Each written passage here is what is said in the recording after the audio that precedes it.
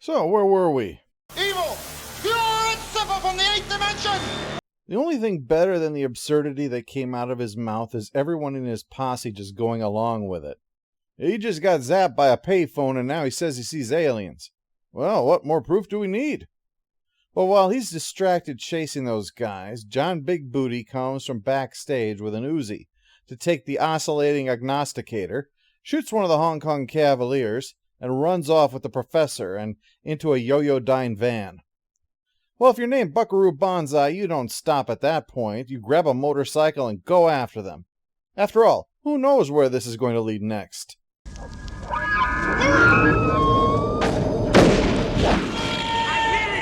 For example, men out hunting Quetzalcoatl. Well, John Big Booty and his two flunkies pick up the signal from that falling whatever, nearly running Buckaroo off the road. As for the hunters, they are truly representing humanity as they poke at the crashed object with a stick. Leave it alone! Run! Run! Shoot it, Bubba! Shoot it! We have one tool in our toolbox and we're using it. When it stops, this sharply dressed black guy comes out of the top and then collapses. And while they're looking over his body, a second one comes out with some pink package and slips away. The dead man changes into an alien, and if that wasn't weird enough, he drops something when he dies. The latest issue of Buckaroo Banzai's comic book. Should have bagged and bordered it. Buckaroo calls up Rawhide, explaining that he was ionized. That's why he was acting loopy, even for him. Rawhide gives the bad news. While they managed to recover the overdrive oscillator, the professor was taken. He says to see what they could find out about Yo-Yo-Dine, and speaking of which, John Big Booty and his backup dancers show up, looking human to all of them. Now that big thing over there attacked me. It very menacingly landed in that tree after I shot it. Fortunately, talking to the hunters distracts the aliens so Buckaroo can open the crate in the back and free the professor. What are they? Lockdroids from Planet 10 by way of the 8th dimension. Oh, those dicks. After giving the professor a copy of the formula he'd written down earlier,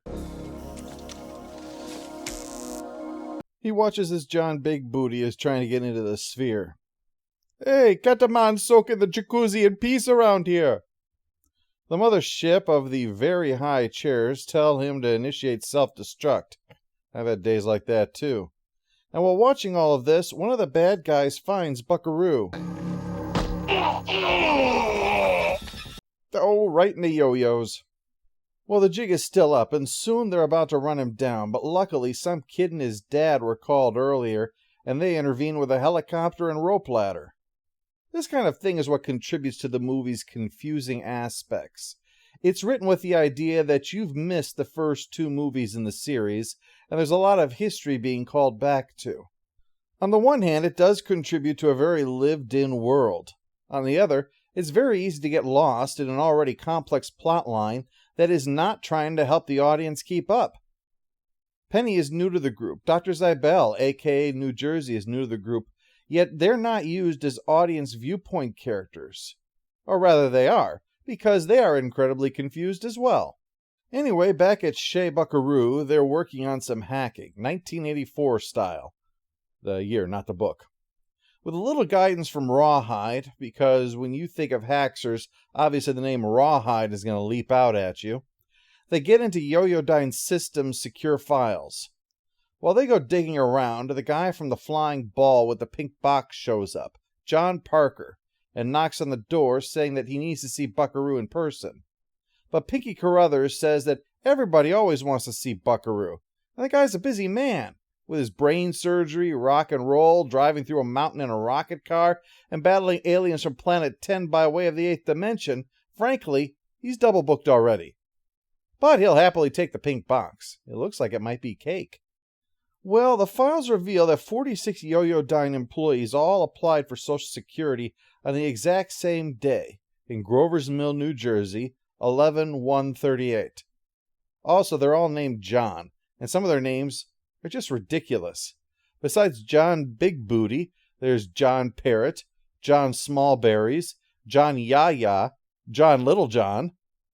But New Jersey puts it together. Halloween 1938, Orson Welles did the famous radio broadcast of War of the Worlds set in Grover's Mill, and people thought that it was real.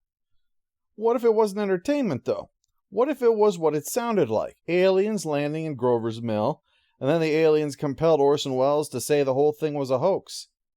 Bribed him with some Mrs. Paul's fish sticks or something. Anyway, John Big Booty leaves the others in hopping the wall, and John Parker soon follows.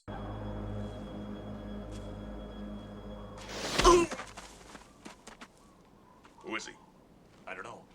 I'm genuinely curious to know if they just dress that way or if that's their work uniform.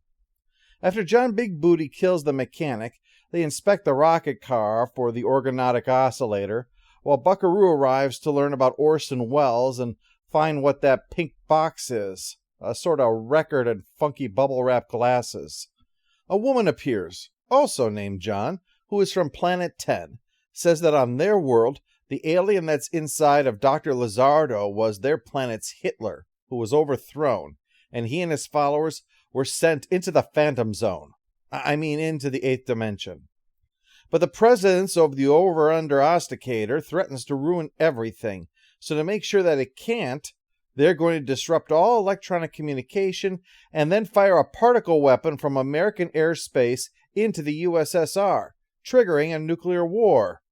You fail, we will be forced to help you destroy yourselves. Wow, imagine how bad Space Hitler has to be if the people willing to exterminate the human race thinks that guy's gone too far. We'll do anything to stop that genocidal madman, even genocide! Buckaroo goes digging through his room trying to find his guns. This was back when just leaving a loaded gun lying around somewhere was perfectly reasonable. Maybe I'll put it next to the ashtray.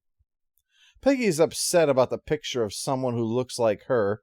She explains about his late wife and how they're probably identical twins. He doesn't elaborate, but I think the reason he's doing this is more to look out for his wife's sister than an attempt to pick up the relationship with this emergency backup blonde. Meanwhile, the professor is working on the formula, only for John Big Booty to interrupt. The professor runs off with the Overton oscilloscope, John Big Booty behind him, and Rawhide behind him. It just needs yakety sax at this point. Buckaroo takes some strange pointy thing off the dead scientist's neck and soon finds one on Rawhide's back, while John Big Booty appropriately hauls ass. They pursue. Why is there a watermelon there? Because it's Thursday. As they pursue the alien invaders, Penny starts looking around wondering what's up and stumbles across the professor. Rather than continuing to fumble with his keys, he passes the Oscar override to her to keep it safe. Nice morning, huh? So that worked out well. John Parker is brought in and says there's no antidote for that spike thing they pulled off Rawhide, and sure enough, he soon perishes while the bad guys make off with Penny in the helicopter. Meanwhile, the Secretary of Defense is complaining about the rocket car and thinks they're just going to have to take it without Buckaroo's permission.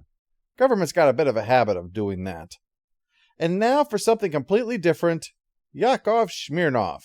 Incoming transmission.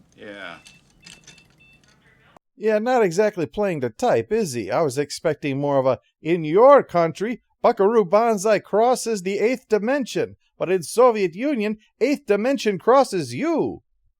Buckaroo calls up the president, who has a bad back, which just contributes to this scene's wonderful oddness. The news of Yoyodyne being aliens upsets the Secretary of Defense, but only because it means the experimental technology is in the hands of foreigners. And the sincerity of John Parker warning about a ship parked in orbit over New Jersey could only have been better if he'd said it was over Cleveland. While the president is springing into action, well, as much as he can, and scrambles all those big gun aspects of his, a call comes in from Dr. Lizardo to gloat that he has Penny. Unfortunately for her, he thinks she's got a Ph.D., and John O'Connor is going to torture her for information. At the moment, he's going to go with ants and honey, which is a popular form of torture and an incredibly unpopular breakfast cereal. What Dr. Lizardo doesn't realize is that Penny actually does have the oscilloscopic order on, so Buckaroo's going to need to get it and rescue Penny before the bad guy figures things out. He also lays out the plan for them to get in there, Suffice to say, there will be a lot of rushing around with guns. You know how these scientists are, always whipping their guns out the first chance they get. We have only 240 minutes remaining.